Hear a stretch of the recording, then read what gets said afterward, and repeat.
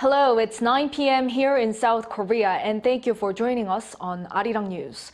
We begin this evening with the devastating earthquakes and rescue operations in Türkiye and Syria.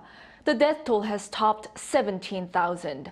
Rescuers are battling against time and the cold weather as they search for survivors under the rubble. Yeon-seung starts us off. The death toll climbs after the devastating quakes in Türkiye and Syria. The number of deaths tops 17,000, with more than 14,000 confirmed dead in Türkiye and more than 3,000 killed in Syria. Hopes to find more survivors wane as time passes on. More than 72 hours have passed since the first quake hit, a critical window referred to as the golden time, as the survival rate dramatically plummets down to 5 to 10% after 3 days. Rescuers battle against time and freezing cold temperatures as they continue their search.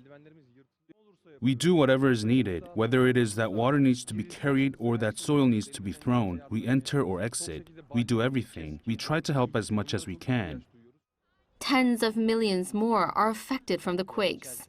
Turkish officials say that it's around 13.5 million people over a 450-kilometer area.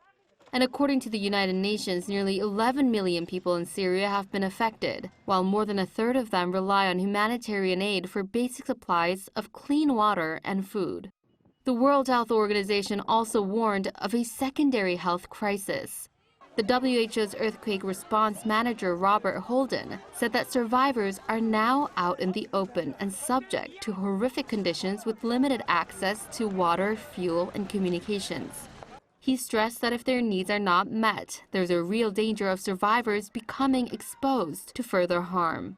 Meanwhile, Turkish President Recep Tayyip Erdogan paid his first visit to Turkey's worst affected region on Wednesday local time.